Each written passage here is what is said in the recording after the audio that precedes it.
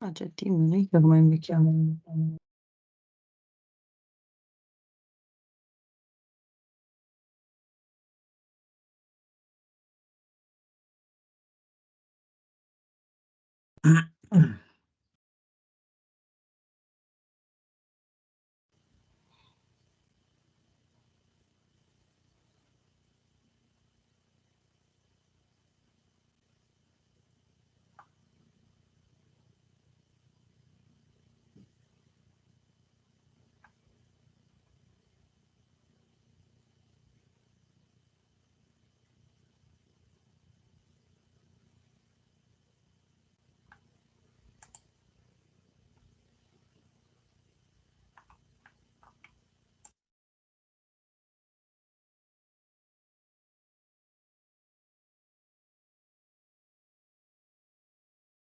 Okay, I suggest that we start the presentation. I still see people coming in. So thank you for being here today. Good afternoon, good morning. My name is Rudolf Pullings, and I'm in charge of databases for Brepers. And it's my pleasure to introduce to you our two speakers, Yannick and Tim. So Yannick is a scientific collaborator at the CTLO. He read classics at the University of Leuven in Belgium, and consequently worked at the same university on various projects aimed at creating digital educational tools for ancient Greek and Latin.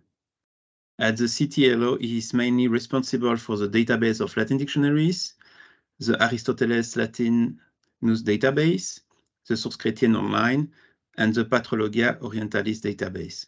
Furthermore, he prepares new texts for the Library of Latin Text alongside Eddie Gouder, the database head's philologist. Oops.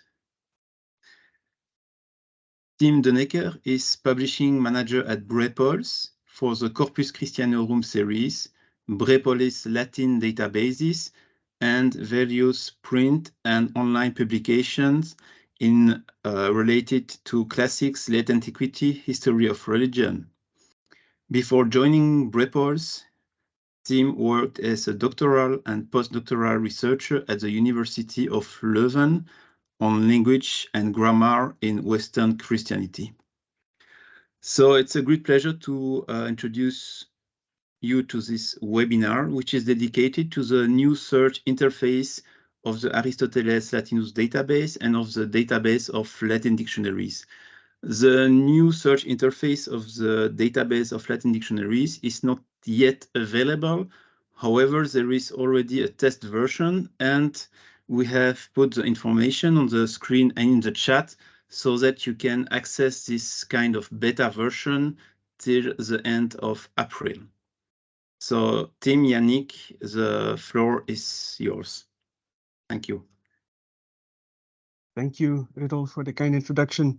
Good afternoon or good morning, everyone, and welcome again to this CTLO webinar. Our aim for today is to present the brand new interfaces for the database of Latin dictionaries and the Aristoteles Latinus database, and to demonstrate how the new and improved functionalities of these interfaces can facilitate and enhance your lexicographical inquiries. In fact, already when Professor Paul Tombeur's CTDoc, the predecessor of the current CTLO, started collaborating with Brepols in the late 1960s, their shared goal was essentially lexically oriented. By computationally processing the Latin texts edited in the Corpus Christianorum series, they wanted to produce printed thesauri for Latin authors or works, the so-called Instrumenta Lexicologica Latina, so as to inventorize the words and word forms used and to measure their frequency within the concerned corpora. It is only in the early 90s that the CTDoc also began producing Latin full-text databases, starting with the CTDoc Library of Christian Latin Texts, or CLCLT, in 1991. The Thesaurus Formarum remained an important tool in these full-text databases, but at the same time, there grew something of a gap between the full-text approach on the one hand and the lexical approach on the other. Ever since the database of Latin dictionaries was first published in 2005, there have been possibilities to navigate from the full text databases to the DLD and the other way around, but these possibilities have remained rather limited both in number and in functionality. It is only more recently that the CTLO has begun to close this gap again as part of a larger effort, which is to result in a better integrated and more user-friendly Brepolis Latin platform by 2025. The CTLO has been building its own lemma database, serving to link both sets of material to each other, texts on the one hand and dictionaries on the other. The CTLO has also been developing new interfaces for the respective databases, so as to disclose these improved interconnections between texts and dictionaries on the front and the user end too. In 2021, the Source Chrétienne online database was the first database on Brepolis to offer the Instrumenta tool, allowing users to click on a Latin word for suggestions of translation and morphological analysis. Last year, it has also become possible in this same Instrumenta tool to click through to the corresponding article in the database of Latin dictionaries. As we will see, the same functionality has been integrated in the new interface launched in the beginning of this year for the Aristoteles Latinus database. It will gradually be expanded to the other Latin full-text databases available on Brepolis, not only, but also and notably to the Library of Latin Texts. The other way around, the new interface for the database of Latin dictionaries also makes it possible to look up any word form in context with a simple click, insofar as it occurs in the Library of Latin Texts, the Aristoteles Latinus database, the Archive of Celtic Latin Literature, or the electronic Monumenta Germania Historica. As we hope to show in this webinar, a lot of new functionalities have been added to both databases, to the DLD and to the ALD. At the same time, some of you may notice that a number of familiar tools and functionalities will not feature today. Some cases in point are the Thesaurus Formarum, which is currently still available in the cross-database search tool, or the Latin Engram Viewer, which has been available online as a separate tool. Although they won't be discussed today, we can assure you that there is a future for these tools too.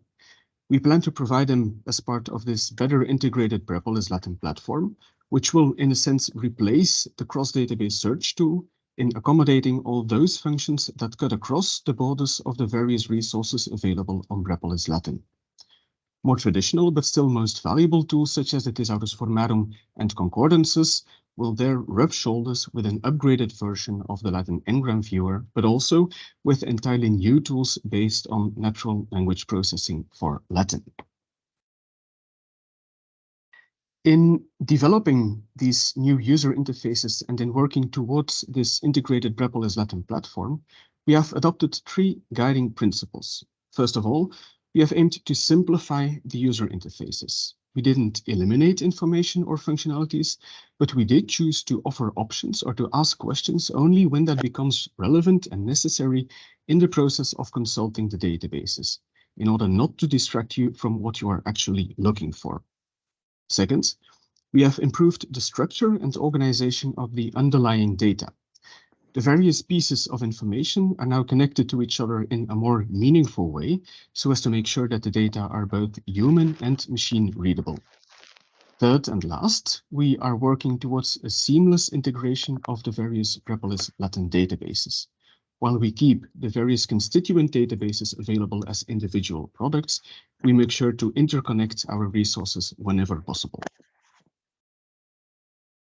Then just a couple more words about the database of Latin dictionaries and the Aristoteles Latinus database more in particular. The DLD has been steadily growing since its first publication in 2005. A new dictionary is added every year, and the database currently contains a total of 26 dictionaries which can be consulted simultaneously or in specific combinations, and which can be classified along a number of criteria. Chronologically speaking, one can discern dictionaries focusing on antiquity, on the patristic period or the Middle Ages. Thematically speaking, there are dictionaries covering the domains of church, grammar, law, and medicine. There are furthermore regionally and linguistically oriented dictionaries, and the database also contains some dictionaries dating back themselves to the Middle Ages or the early modern period. The alternative presentation on this slide gives you an idea of the distribution of dictionary articles across individual dictionaries and across the respective categories of dictionaries focusing on antiquity, the patristic period or the Middle Ages, and on thematic or historical dictionaries. The Aristotelis Latinus database then aims to document the various resources used in the Middle Ages for the study of Aristotle in the West, with a special emphasis on Latin translations.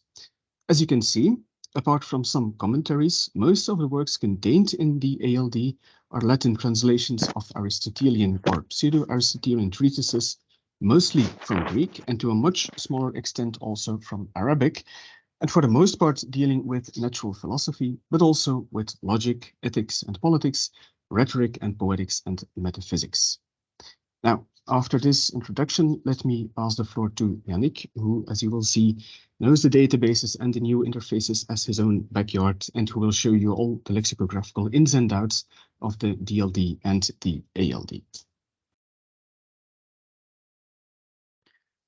Thank you, Tim, for this insightful introduction. I will now move over to sharing the actual databases so that we can take a look at the different new interfaces. In my part of the presentation, I will be, first of all, going into the new database of Latin dictionaries interface and to the different search possibilities that you have in the database. Secondly, I'll take a look at the lemma database that Tim already mentioned, that we've called the Brepolis Latin Lemmas, and that you also find in the database of Latin dictionaries, namely under the Lemmas heading over here. And finally, I will take a brief look at the Aristotelis Latinus database, focusing on those tools in the ALD interface that are most relevant for lexicographical research. Now, looking at the new DLD interface, you will notice that basically the database is divided into two main parts, namely dictionaries and lemmas. In both cases, you have a search option and a browse option. If we start with the dictionaries and we go to the browse option here, you will get an overview of all of the dictionaries included in the DLD, subdivided into the categories that Tim already pointed out in his slides. So you have dictionaries that talk about antique Latin, Latin from antiquity, patristics, Middle Ages, etc. For each of these dictionaries, you get, when you click on the name of the dictionary, you get a brief introduction text. And for most of them, you can also find a list of abbreviations and of the entire bibliography. Furthermore, this interface allows you to browse through the dictionaries as if you would in a printed book. So you can click through the different articles over here. They are sorted in the way as they are in the printed book. So even if we look at Michaelius, when they are not technically sorted alphabetically according to the Latin alphabet, they will still be in order over here. If we now move over to the search interface, and we look for a word such as Romanitas, you will see that the results are presented basically in the same way as in the previous interface, namely subdivided into the different categories and showing the number of results per dictionary. We've decided if there's only one article that results from your search to immediately show the beginning of that article. If there are multiple hits, this is also shown like over here in Ducange, and then you can click through to the different articles. A novel feature in the new interface of the database of Latin dictionaries is the sidebar, which you see here over on the left.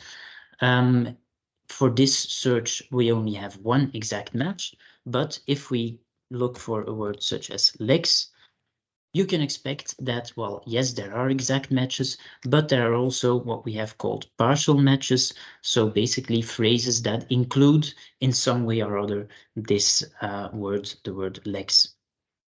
To the right, by default, you always get all of the results for whatever you have looked for. So here we have all of the results, including lex, also including these phrases. But then we can go on and use the left sidebar as a filter to see specific results for each of these phrases. A second thing that, well, knowing that we have included phrases in the interface means that you can also use these phrases in your searches. So if we look for Lex Julia, for example, there are plenty of Lex Juliae in Roman law. Then yes, we will have an exact match over here, but we will also have the Lex Julia de modo aedificiorum, etc., etc. So we've already seen the left sidebar, we've already seen phrases. What else is new in the search interface? Well, you can use Boolean operators. You can still use wildcards as before, but also Boolean operators. When is this useful? For example, when you are looking for a word that can occur in different spellings. I can look for donatio with a T or donatio with a C. And then I get exact matches for both and partial matches including either of these two. This is a feature that can also be useful, for example, when you are dealing with verbs, because as you know very well, some dictionaries cite verbs such as amo or amare, either in the first person singular, while other dictionaries prefer to cite them in the infinitive. So instead of having to search for amo first and then for amare, I can just search for amo or amare. Any Boolean operators function inside this search field. So that means that, well, if you have any other queries that might benefit from them, you will be able to use them over there as well. Another new feature, and this brings me back to what Tim already said about the lemma database, is the fact that you can now do lemmatized queries inside the DLD. This means that instead of looking for amo or amare, I could have also typed an ampersand. The ampersand is the sign that indicates a lemmatized query, and I can type any form of the verb amare over here. For example, ampersand amare. This will result in all of the lemmas that might be, or all of the headwords that might be connected to the same lemmas as this form you have typed here. So amare can either come from the verb amo amare or from amarus, the adjective. So that means that you have to be careful for false positives, but still it's a very powerful tool that can help you expand your searches, because I wouldn't have thought, for example, that amabo would have had a different entry or amante, etc. So that's a useful tool. Apart from searching for dictionary headwords, which is what we have done so far, you can of course also still look anywhere inside an article, so in the entire full text of all of the dictionaries included in the DLD. So over there I can still look for amare or for the lemma amare. A new feature, or at least a feature that we have slightly adapted compared to how it functioned in the previous interface of the DLD, is the translation search. So in the previous interface, it was possible in some dictionaries to look for all of the, or inside all of the non-Latin word forms. Instead of that, we have given you the option here of looking in the actual individual translations. Which means that I can, for example, look for brother, and I will get all of the ways in Latin of saying brother or brother-in-law, foster brother, guild brother, etc. So again, this left sidebar functions as a sort of filter. Keep in mind that for now, this function is only available for the dictionaries listed over here, but it will be highly expanded in the coming updates of the interface or of the database. So far we've looked at all of the different ways of searching for articles. How does an article look like though? So let's look, for example, at Liber in Gaffio, and let's take this one. What are the main elements inside an article in the new interface of the DLD? Well, of course, you have your navigation buttons, which allow you to browse through the dictionary as if you would do if you find an entry in a printed dictionary and you start leafing through it. You have a bibliography pop-up in which you can search for bibliography. CIC will be Cicero, for example. You can also look for abbreviations. C means come, for example, come. You have a help button, which sends you to the manual. And finally, you have a print button, which in a way also allows you to export articles, because you can also, of course, choose to print to PDF, and that way you can export any article you are interested in. A final element, and that's a new element because you already had the bibliography and abbreviations tools in the previous interface, is the linked lemma. So for 3 dictionaries at the moment, namely Lewis and Short, Gaffiot, and the Patristic Dictionary of Albert Blaise, we have added what we have called here the linked lemmas. So for Liber, I can click on this and I will go straight to the lemma. All of these lemmas or links between lemmas and articles have been manually corrected. So that means that this Liber article will have a link to the noun Liber, but for example, this other article will have a link to the correct adjective. And that brings me to the actual Brepolis Latin lemmas, which is a new tool in the new DLD. What can we find over there? Again, we can browse.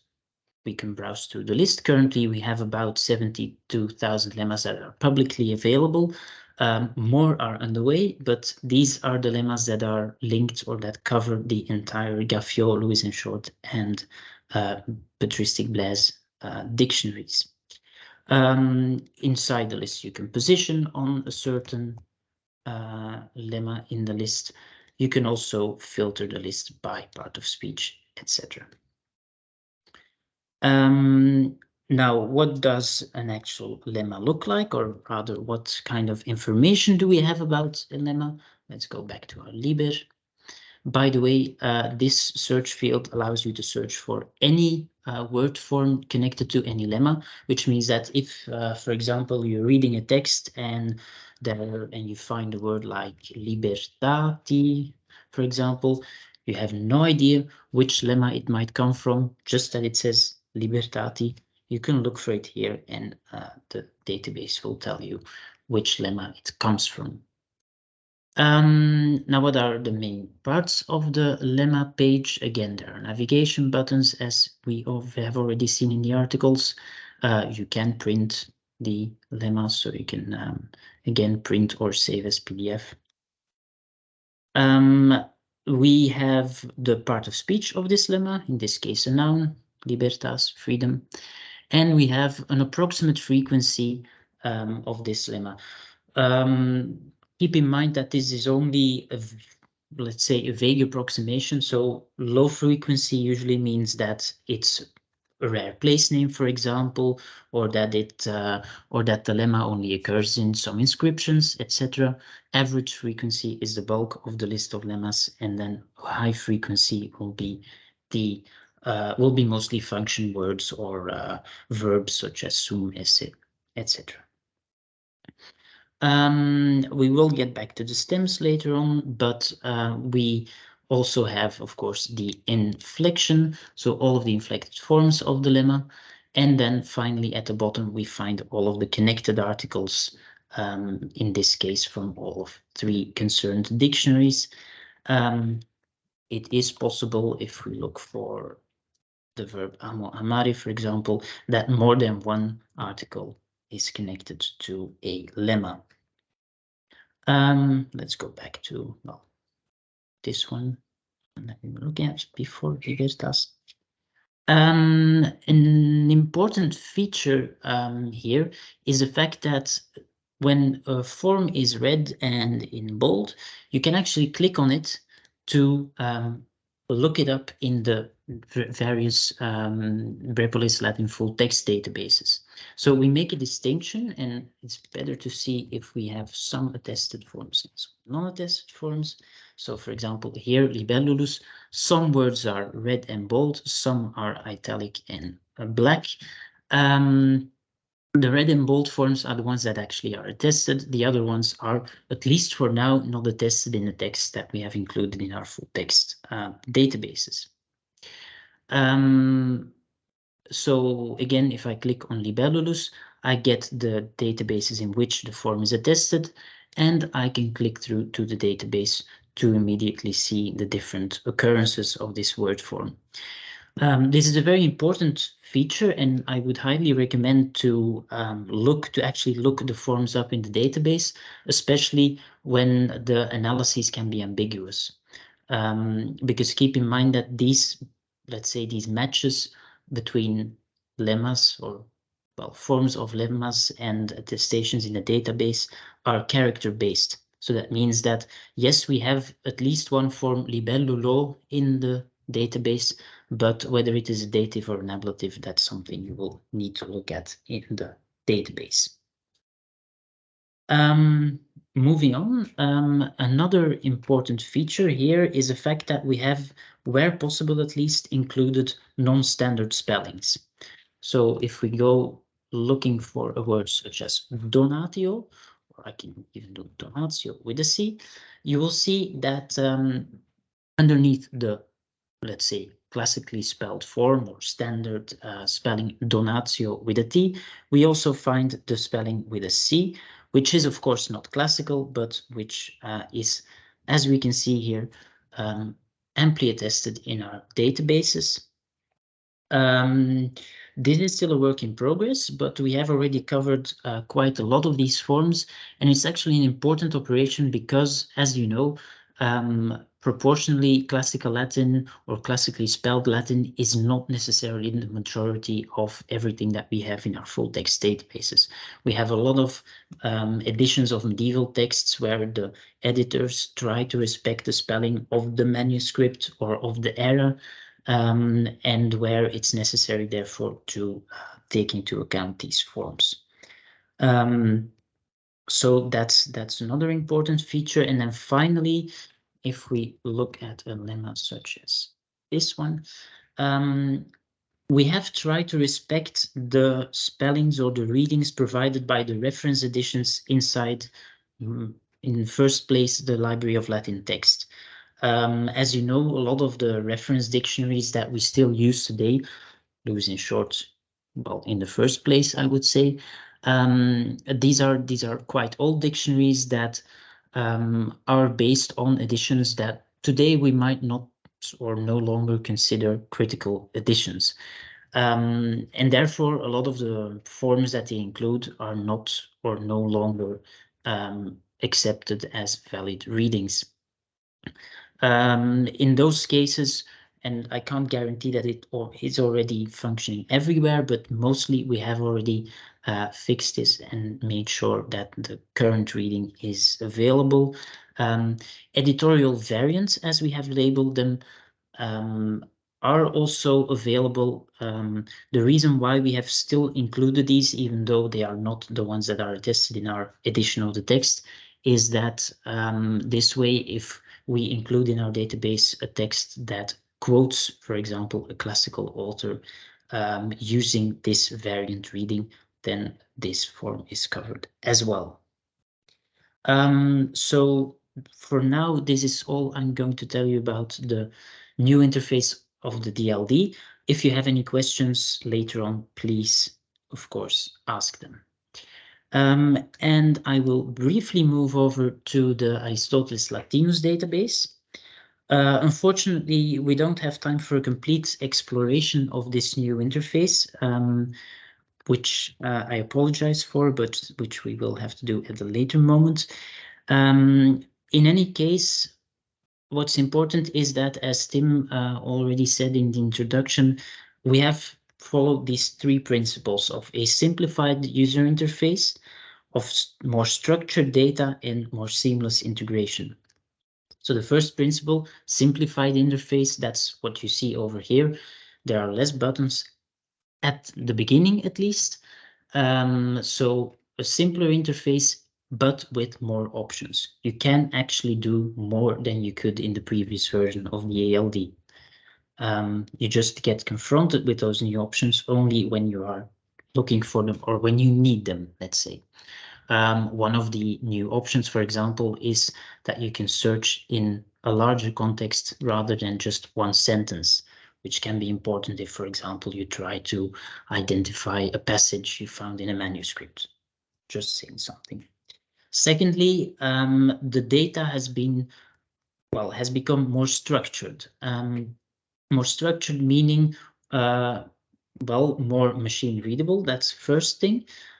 Which is important if we want to link to external reference works, but also hopefully clearer in terms of the way information is presented.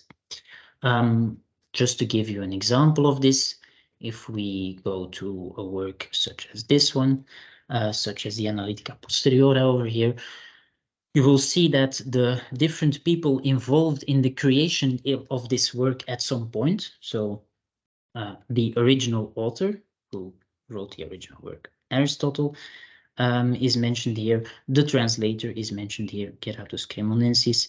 Each of these people has their own page with their own background information and some external links. Of course, we also get the dates, we get the edition used in the ALD and some background information.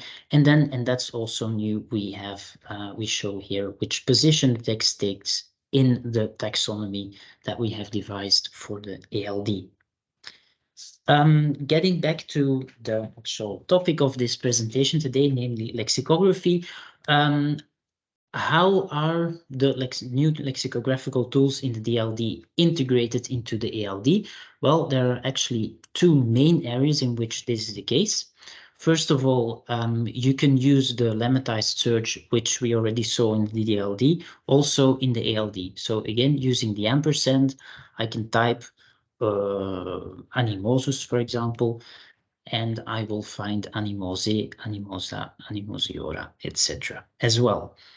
So that's a first use. Second use of the Brepolis Latin lemmas over here is the fact that when you are reading through the text, you can click on any of the Latin words and you will get the so-called instrumenta pop-up, which gives you some morphological, some suggestions for morphological analyses and the related dictionary articles, which again, you can click on to go back to the DLD. And finally, another tool inside the new ALD that is very important for people dealing with lexicography is what we have called the vocabulary. So each text and each author has been provided with it's sort of enumeratio formarum, so a list of all of the unique word forms attested in this text with their occurrence. You can sort them either by alphabetically or by occurrence. The most common word is usually et. And again, you can click on any of these words in order to get the instrumenta pop-up and some information about them. When it comes to works, you only get one list. When it comes to the persons section of the database over here, it is possible that you will get more than one list. In order to demonstrate that, let's go to William of Moorbeke and look at his vocabulary. So here you will see that we haven't amalgamated the various roles that this author plays, because otherwise we would create, a false idea about the author's vocabulary. We don't want to amalgamate Aristotle and pseudo-Aristotle, for example. This also allows you to compare between the different roles that this author has played. For example, if we look at animal and an asterisk, just to give a random example, we can see that as a translator, well, William of Moorbeke doesn't also only use a lot of forms of the word animal, as we can expect. Aristotle wrote a lot about animals, but he also uses a whole series of compound verbs, nouns, etc., animalificantur, animalificorum, etc., which he never uses in the translations that were made by someone else, but that he revised. So that's an example of how this tool can show you something about someone's actual vocabulary. And I think that brings me to the end of my part of the presentation, and that means that I can give the word back to Tim for some concluding words. Thank you, Yannick. There is, at this point, very little that I can add to the actual demonstrations of the new interfaces. It only remains to say that if you have any questions or any remarks, either general or specific, you are very much welcome to ask them or to formulate them here, or to get in touch after the presentation. Also, more generally, if you have any ideas about collaborating with us, if you would like to link data sets or texts or lemma lists, to give just a couple of examples, please do get in touch. We are very much interested in setting up collaboration. So if you have any ideas in those directions, do let us know so we can explore the possibilities and see what is possible. Thank you.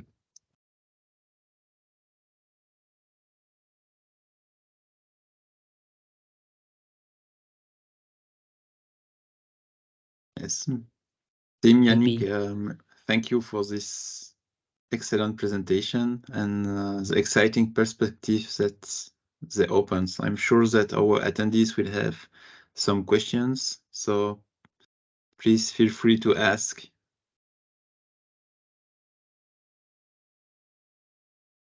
I can maybe, while we're waiting for questions, already add that in the various, I can share my screen for that, in the various new databases, we always have included a feedback button. So if you have any feedback or questions, you will find the button on the top right of the various databases.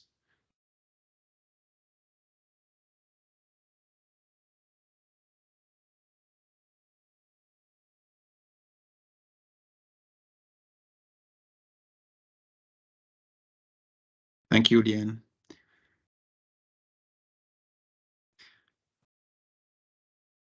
Thank you.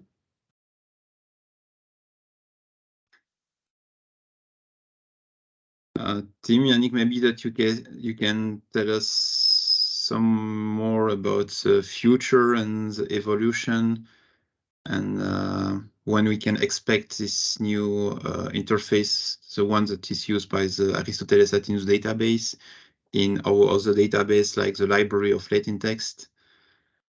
Yes. Well, the next databases to be migrated to this new user interface will probably be the Archive of Celtic Latin Literature and the Source Chrétien Online database. Then the Library of Latin Texts will probably be the last one in 2024 or beginning 2025 to be migrated to the new user interface and to complete this evolution to the integrated Brepolis Latin environment. It is the biggest textual database.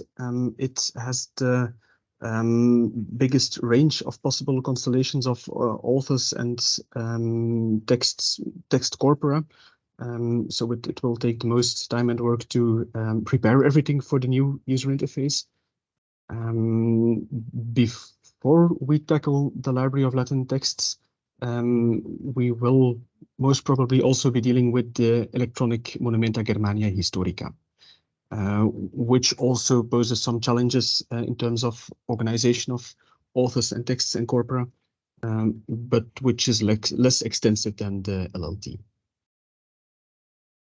But the LLT will most likely be the last one to be provided in the new user interface. Okay, thank you, Tim. Is there any question or reaction?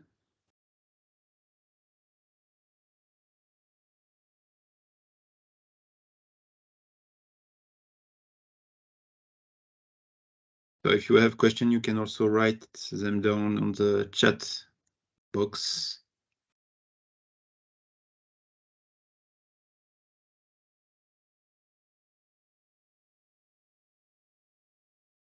You may also have noticed that there are some new logos for the DLD and for the ALD as compared. So the logos in the PowerPoint presentation are different from the ones that were shown on the in the online applications.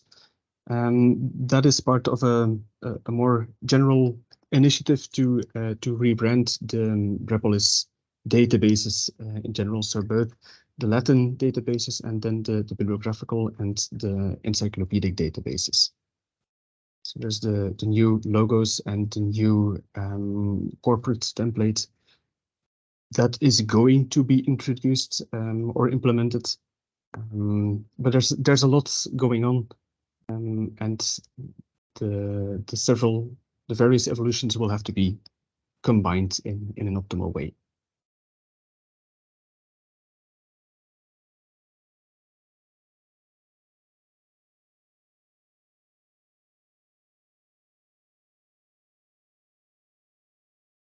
Okay, if there is no question, I suggest that we finish now.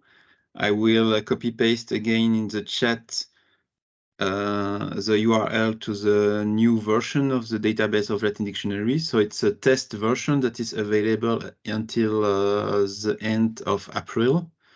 So please feel free to test the database and to leave a comment, or if you have any suggestions, it will be appreciated. Sorry.